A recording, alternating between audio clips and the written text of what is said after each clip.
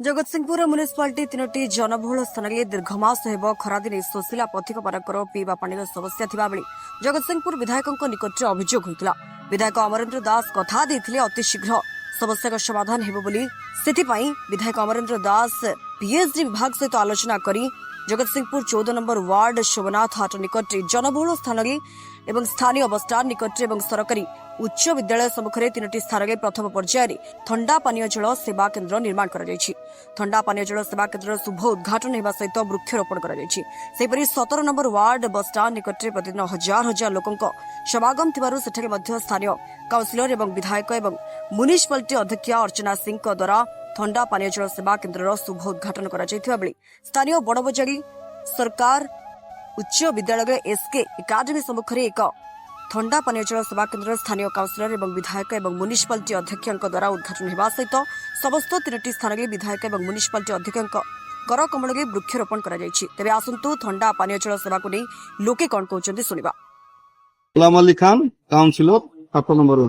नहीं आम विधायक जगतसिंहपुर विधायक माननीय जगतसिंह विधायक अमरेन्द्र दास आपको प्राणपण चेष्टा करके ये संस्था कर केवल लोक मैंने खरा दिन पानी बहुत असुविधा सम्मुखीन करते से म्युनिसिपालिटी भी प्रति वर्ष टेंडर डाके कि मु भावुची आगु लोक मानकर पानी असुविधा रही ना म्युनिसिपालिटी टेंडर डाकबनी पानी लोक पानी पीवा टका हबनी लोक बहुत किसी सुविधा है 100 लोक उद्घाटन होते माननीय विधायक थे अमरेन्द्र दास थे आमर मुंसिप मैडम थे लोकल काउंसिलर भी समस्त थे लोक भी 100 लोक नमस्कार मो ना श्रीजुक्त प्रशांत कुमार दास मु बड़बजार कमिटी मेंबर बड़बजार कमिटी मेंबर किदिन गोटे अभियोग थिला जे आम बजार गोटे पानीय जलर व्यवस्था करा जाऊ जाहु आज आम श्रीयुक्त अमरेन्द्र दास आम एमएलए कर कमल द्वारा आज उद्घाटित है आम पानीय जलर व्यवस्था एवं सांगे थे पौराध्यक्षा श्रीमती अर्चना सिंह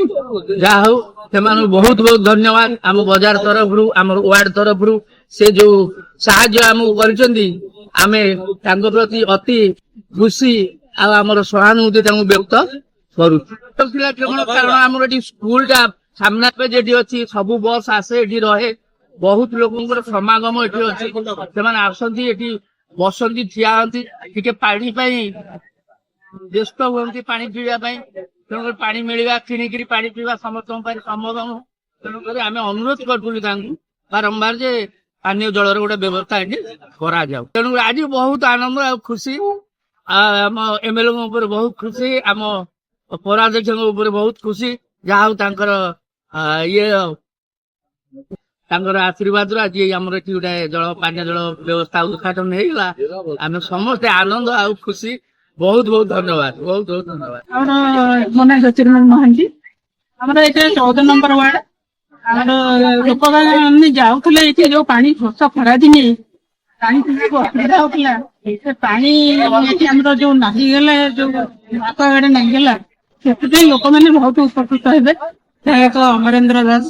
से गाड़ी नकले बहुत लोक उपकृत हे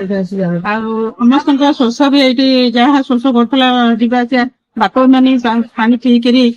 शोष मिल बहुत खुशी आम भी बहुत खुशी आम 14 नंबर वार्ड बहुत आम जगतसिंहपुर चाकरा सम्मत हाथ 14 नंबर हजार हजार लोक ये उपकृत होती हाथ को आसुच्च जाऊँ बहुत लोक जीवाशिया कर बहुत लोक भी पानी बहुत उपकृत हे समस्त शोष मिल को धन्यवाद कही लोक शोष मिलने बेला एत लोक आशीर्वाद भी विधायक रही आशीर्वाद रही समस्ते आम खुशी आम गाँ खुशी आम 14 नंबर वार्ड खुशी। जगतसिंहपुर जिला प्रतिनिधि संग्राम किशोर पटनायक को रिपोर्ट स्वतंत्र ओडिशा लाइव।